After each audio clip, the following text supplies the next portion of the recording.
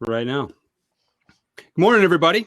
I'm Jeff Bajorek. I'm here with Terry Bean, and it's Monday, around 8:30, so it must be time for our little blab podcast here. How you doing this morning, Terry? I'm absolutely fantastic, man. I'm glad to hear that you had a wonderful Father's Day. I hope the rest of the dads out there did as well.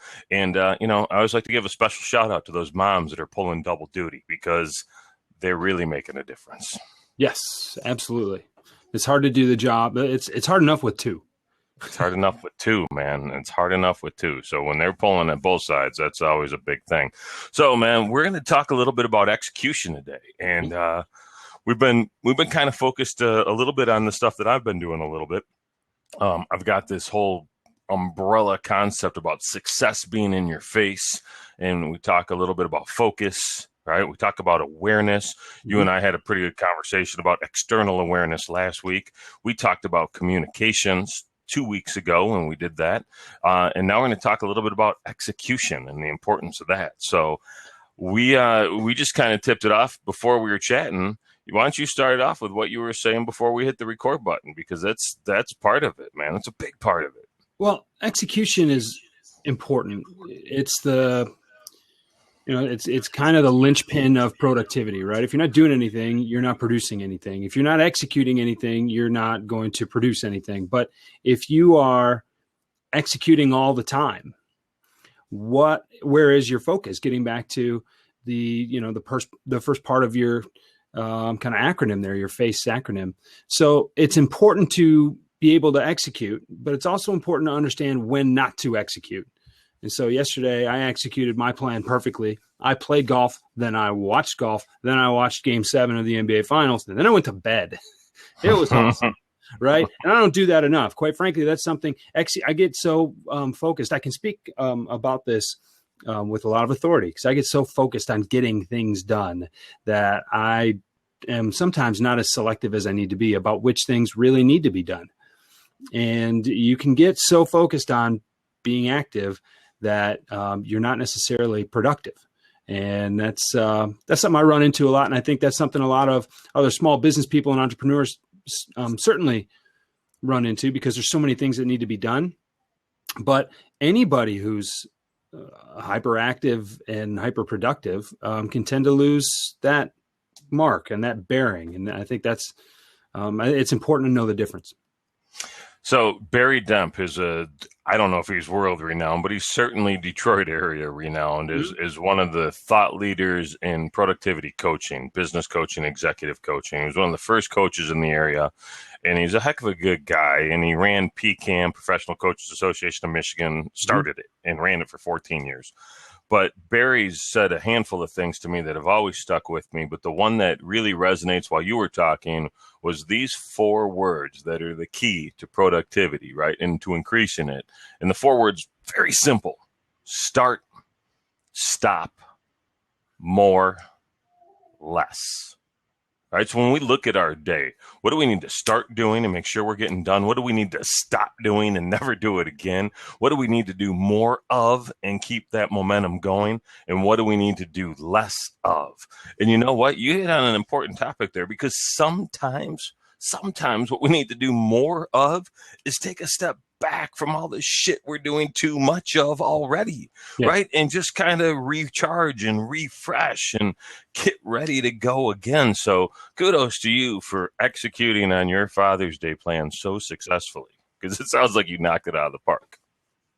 I think I need a recliner because I was a little slouched in the couch trying to get my feet up and everything like that. But yeah, it's I knew that I needed that. And what's funny is I learn when I do actually let myself take a vacation that isn't a golf vacation, because that's typically where my vacations are very, very active. But what I've learned when we've taken some family vacations and I've actually shut down is actually how much more productive and able to execute I am when I come back refreshed. I'm more creative, more energetic. I've got a lot more drive. And we don't realize it when we're so busy executing or so busy doing things, how low how empty the tank can get, right? And how, what do I need to do more of? All right, there's a lot of that. What do I need to do less of? What is getting in the way of the things I need to do more of? And sometimes when we get uncomfortable, when we're doing so much, there are those things that we don't want to do that we will look for any excuse not to have to do them, right? So something else comes up and it just gets in the way of the product and the stuff that we need to do, right? So it's, all right, I need to sit down and write. Okay, great. I've got to knock out a couple of blog articles this week. And so right, let's think about, you know what? And I work from home. I really need to get the grass cut, right? I really need to, I need to fold this laundry or whatever that is. And when you do more of this, do less of this, it's very important to understand the difference and to be disciplined enough to keep your priorities straight. I work from home too, right? So getting that stuff mixed in with the work stuff ends up being a really important, like demarcation point. Mm-hmm. And sometimes, especially in summer, not only do I work from home, but I have a kid at home. And you'll experience that too, right? Moving into this time of year. And so now I got the homework, right? The chores around the house. I got the kid work and I've got the work. And so I always figure how to balance this out. And I used to tell my kid, listen, out of every hour, I want to hang out with you for 10 minutes, right? Mm-hmm. So I need like 50 minutes to go do my stuff. And then I'm going to come back and play with you for 10 minutes. And then we'll go back and we'll kind of balance it out. And I said, the reality is sometimes there's going to be a couple, 3 hours in a row where I'm going to be gone doing work, but we can build all that time up and we can go hang out and do something for a half hour, 45 minutes. Right. So trying to continue that, I joke about this concept and phrase of work-life balance all the time. Mm-hmm. Man, here's a secret to work-life balance. You're not going to find work-life balance until you find work balance. Right? So many of us are like, I need work-life balance. You don't have balance at work. If you don't have balance there, you're not finding it in the rest of your life, right? Because it's got to start somewhere. But so that's kind of how I've broken that down with my child and with my workload, but like I'm up late, right? It's nothing for me to be banging on a blog post at midnight. Mm-hmm. And it's nothing for me to be at Kroger at the grocery store at 10 a.m., right? Sure. Because that's just the way the schedule works sometimes. I try not to do that too often, but I'm never beating myself up about it. And I think that's one of the keys is that space of allowing, right? Allowing the interaction and what's happening to happen, because the more you do that, the more smooth the flow is, as opposed to when you're resisting and pushing back. Boy, does that stop the flow of execution in a minute. Resistance is futile. Well, and how much of execution begins with your plan, right? And your prioritizing, right? I mean, I can go to the grocery store at 10 o'clock in the morning. I don't need to be behind my computer at 10 o'clock in the morning, right? Because I know that this is the time I can do it. I can go to the grocery store at 10 a.m. because I have the time, but I also know that from 6 till 8, before the rest of my family wakes up, I'm working. I'm productive, right? We all get 24 hours and we all make choices, right?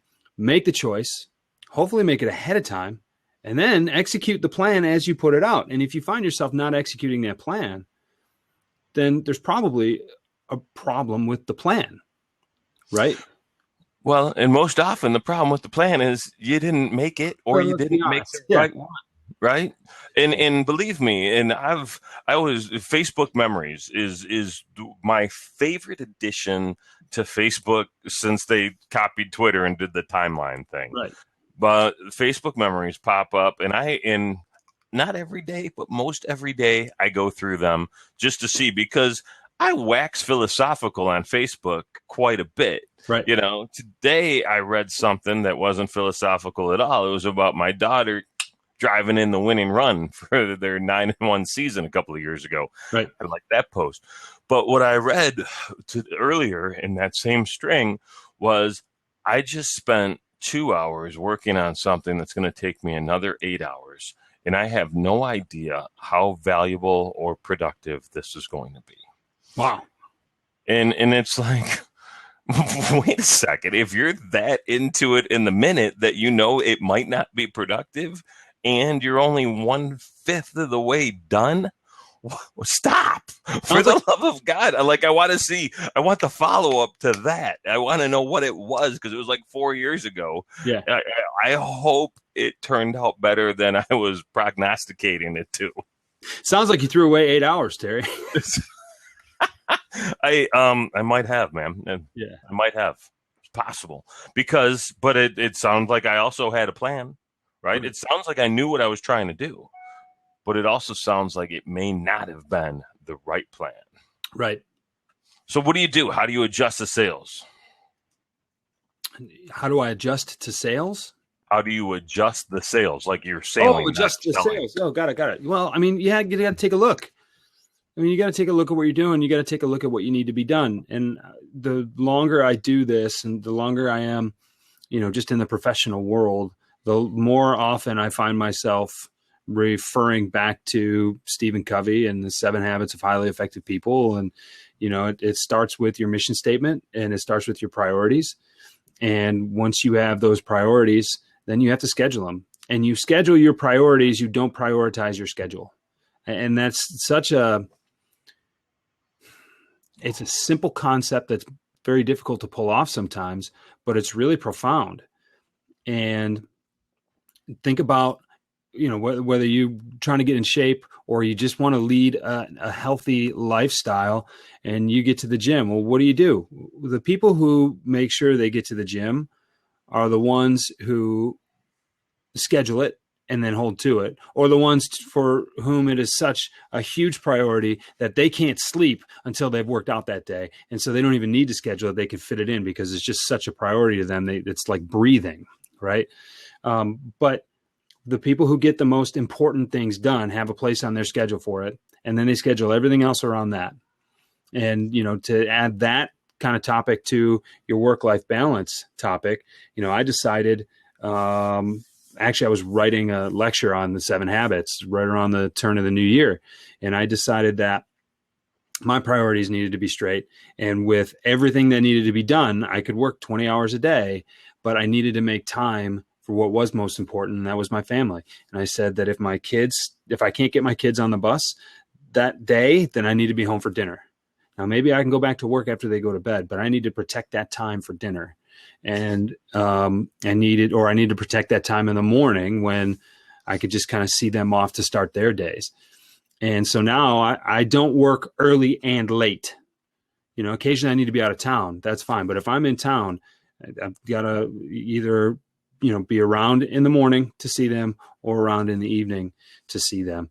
And what I'm finding too is that I need to actually block a couple of hours. So it's more than just being home for dinner. I need to be home and kind of shut off from about 5 to 8, and that's when I can put in some of the just quality time, playing board games or going out. My son's got t-ball practice for the first time ever today. Right. And so I'll probably, not check in. I'm not going to be on social media. I'm not going to be on, looking at my email or anything. Probably the only reason I'll have my phone out is to take pictures. Right. But I may not even do that because I'll probably be out there, with my sleeves rolled up, helping coach. It's setting the time aside to take care of the things that are really most important. And then you got to stick to that. Right. And so part of that is that planning, right? Knowing that that's going to be part of your day and an important part of your day, because it reflects back. We talked earlier about the idea of focus, but even before you have the idea of focus, you have to have what your vision is, right? Mm-hmm. And so we're almost going through this program backwards. And Dan, I asked you a very specific question about yours. So I want to make sure that we're kind of aligned and, making sure that you're getting out of this what you want to get. But before you can even set that focus, you need to have that vision of what are you trying to accomplish, right? Where do you want to go from where you are today to where you want to get to? And then that mission, and people always ask, what's the difference between a vision and a mission? Well, the vision's where you want to go, and the mission's the work you're going to do to get there and what's going to support it. Right. And then the focus is the piece that you're going to need to be able to hit on every single day, every hour, every minute, whatever the case may be. And that focus, right? That focus hopefully changes, because as you're focused and executing, you're knocking off those tasks. They're going to get you closer to doing the mission and actually getting to your vision. So to me, having that set, knowing who you are and where you want to go, is really what drives all of this. Right. Right. And so then it's just a matter of, you've got all that stuff in line. Now, how do you pull the plan off? How do you pull the plan off? Is execution to you, is that just a matter of discipline and doing the things that you said you were going to do when you said you were going to do them? That to me is the definition of integrity, right? And leadership, trust. If we're going to be in integrity with anybody, we have to be in integrity with ourselves first.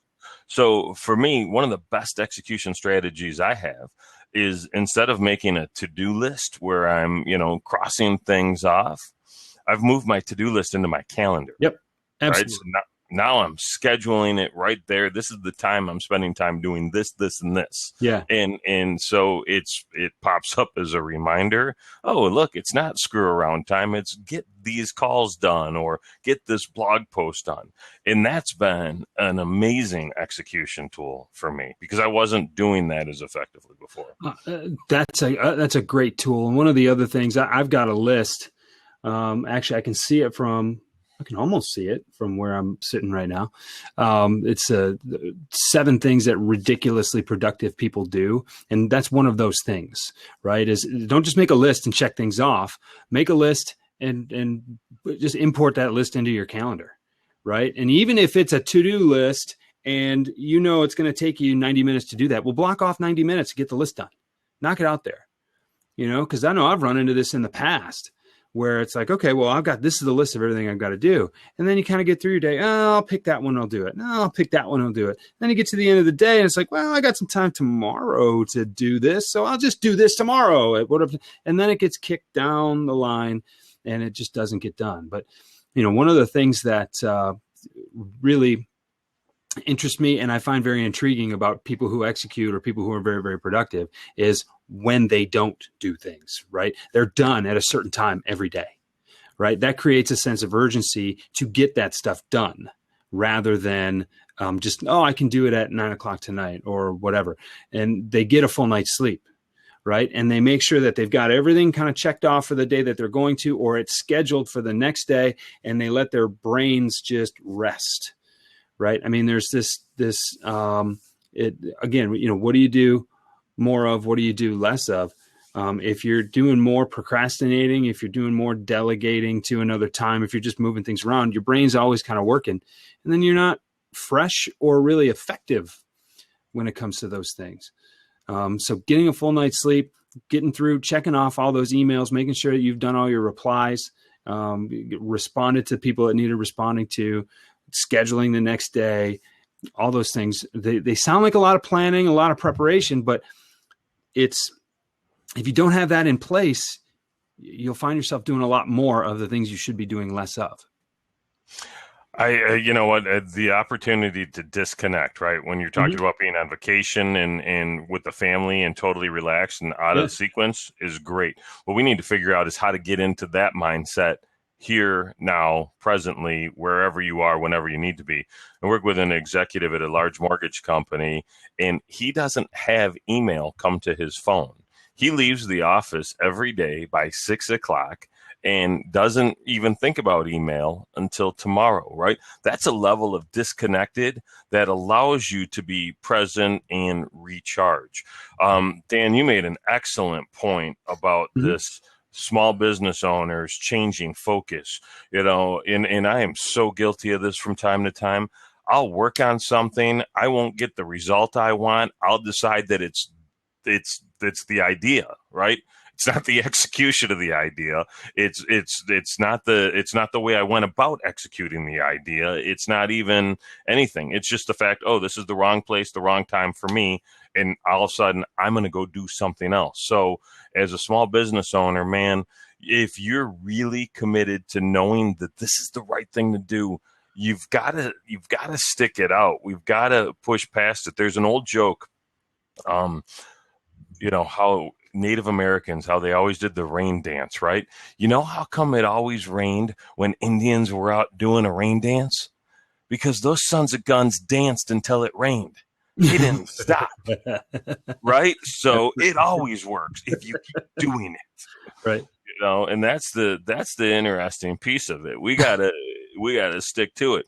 But in the same breath, man, I've quit a couple of things that I was wholeheartedly committed to.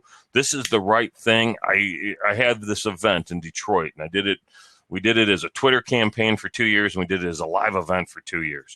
And the Twitter campaign worked fine all 4 years. The live event, the first year was 90 people. I expected 250.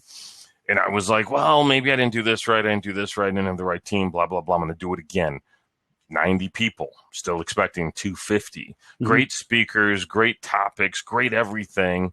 The execution of it seemed pretty decent, but I didn't want to do it a third year in a row and have that same result. So I deep sixed it, because I think at some point, you talk about that start, stop, more, less. That needed to stop, because as I looked at the overall value proposition for the community and Terry, there wasn't there, right? So freed me up, allowed me to think about other things, allowed me to go execute on other projects that create more value for my household and for the rest of the people I'm trying to support. Well, and I know we've spent a lot of time talking about preparation, priorities, awareness. I think execution is really kind of the cherry on top of the sundae, right? If your focus, your awareness, and your communication are in place and you're doing those things right, the execution becomes a matter of go, right? It's to use your golf, your golf story from earlier, right? It's okay. You know where I am. I've read the putt. I know my fundamentals of my swing are solid. Everything's in its place. Okay, now it's time to take a deep breath, put the ball in the hole, and you just do it, right? And it's a result of all the other stuff that you've done. Execution becomes kind of just the end. That just becomes the completion of the project. And if everything is set up correctly, it's just you're on autopilot from there, hopefully. Innovation is rewarded. Execution is worshipped, right? Mm-hmm. And so there was a sign that hung over in the office at ePrize, which Josh Linkner built and sold to Dan Gilbert. And it's really an interesting way to think about it, right? Ideas are easy. Execution is hard. Guy Kawasaki is the guy that was, I think, credited with saying that. Right. And so, to your point, right, when it's aligned with who you are and what you're trying to do, and execution is pulled out of you, right? If we're doing the right things, execution becomes a heck of a lot easier. Yes. Because it's like, well, that's the obvious next step. We have to do that, because otherwise we can't get to where we're going. Right. So I think sometimes reasons people don't execute is because they're executing on stuff they don't really want to do, or they don't understand the why behind it. No question. No question. Cool. So, for me, I like to always try and wrap these things up with a couple of key takeaways. Yep. And because Dan put us to task, and I really appreciate that. If we're talking about make better connections and make more sales, right? What are we going to do in terms of executing to make better connections and to make more sales? I'll start, but I want you to give that some thought. So I'm not making a left turn without putting my signal on, right? So you're seeing my blinker now. This is where we're going. LinkedIn is the absolute most powerful tool in my arsenal. And it's because I have the ability to connect with virtually anybody. There's 445 million users on LinkedIn. I'm in the Detroit area, as is Jeff. And within a 50-mile radius of where we sit, there's north of 1.2 million users on LinkedIn. And 500 of the Fortune 500 are represented on LinkedIn. So being able to figure out what type of industry I want to go after, or who the type of person is by title that I want to go after, and leveraging that search tool, I can go out and make some fantastic connections. I'm in the process of trying to track down Comcast, the company, because I want to do some training, because I want to use them as an example in my book. So I'm single-handedly targeting different people inside of Comcast, directors of sales, vice president of sales, vice president of training, and I'm going after them and either reaching out to them blindly, which I don't like as much, or leveraging connections that I already have so they can say, yeah, this is a dude we're talking to. So that's on my short list and seems to be going fairly well so far. So how about you? How do you execute to make more sales? Well, what I'm actually, you kind of stole my LinkedIn example there too, but I'm going to be utilizing groups and getting involved in more discussions. There's a lot of great groups out there, especially for salespeople. And when, I feel like these podcasts or these blabs are really good opportunities for you and I to have discussions. And when discussions are had like this, you get great ideas and also get an opportunity for people to really see what it is that I'm all about. And so another way to have those kind of conversational style discussions rather than me just standing up and writing or yelling as loud as I can and putting content out there. There's specific context. And so what I'm going to do is utilize groups and get involved with some discussions with some sales managers and with some other salespeople. I've done that a little bit in a couple of groups with LinkedIn, but I need to expand that. The other thing I'm going to do is actually use Reddit. And Reddit's got a very interesting sales channel just for salespeople. And a lot of younger, more millennial generational types are on Reddit. And that's, I think, the next wave of professional salespeople coming up. And they've all got questions and many of them don't have a lot of experience. And that's where I specialize. So kind of framing things. So to be able to have more conversations with people through networks like that, that's what I'm going to do actually starting today. That is a fantastic piece of advice. I talk about this idea that if we want more engagement on our posts, right, that we throw out on social media, the number one way to get more engagement is to engage more with other people's posts. So being involved in these groups, going into them, looking at questions or conversations, adding your 2 cents, whether it's asking more questions or giving advice and information, both are very, very valuable in terms of continuing the conversation. And the more you do that, and the more you amplify other people's message by putting it out there, retweeting it or resharing it, whatever the case may be, the more likely they are to come and check your stuff out and possibly share your information as well. So I think that's solid, and picking the right groups for you are an excellent way to make better connections and make more sales. So nice piece of advice, man. Nice piece of advice. Thank you. All right. So we have a golf outing coming up July 25th through July 27th. And people should learn about that. It's the Big Golf and Learn outing in northern Michigan. If you want to just Google that, that would be the way to find it at this point. I'm also going to post the link in the comment section right here, right now. Perfect. That'll make it very, very easy. Jeff actually does a heck of a lot of sales coaching and sales training. I do a lot of business development speaking. I talk on those areas and do some training in that space. So that's us by way of proper introduction. Yes. Anything else you want to say? Because I think we're at time. We are at time. I want to say that I like doing these, and I think we should keep doing them. And It's a Monday at 9:00, which means people's weeks are really starting to ramp up. A lot of people took some time off yesterday, and it's time to get going again today. So I hope everybody has a great week. And hey, another thing that we don't often say on this, I'm available. I know you're available. They want to reach us via social media. They want to reach us via our websites. They want to reach us via email. I love having conversations like this. You got something you're stuck on. Dan, you're talking about you've played 108 holes of golf since last Thursday. I want to be like you when I grow up, right? But on the other side of the coin, it looks as if you are playing 108 holes of golf because it's really nice outside and you want to have your opportunities to do that. But you kind of intimated that maybe there's some things you probably should have been doing at work instead. So we've all been there. We all have those kind of challenges. Reach out. Terry's on Twitter as @TerryBean. I'm on Twitter as @JeffBajorek. Our websites are all pretty easy to find. without me having to spell them out there for you and everything. So reach out to us. Let's have a conversation. I'll get on the phone with just about anybody, and I like talking about this stuff. So if there's anything you want to ask us, go right ahead.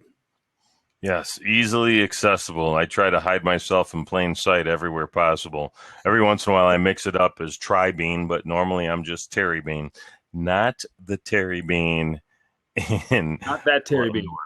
Not that Terry Bean. No, dude, messed up my name, man. Yeah. Bad. All right. So cool. Nice wrap up. Nice thought. Dan, if you'd like to hop in, feel free. We're going to cut the recording off. And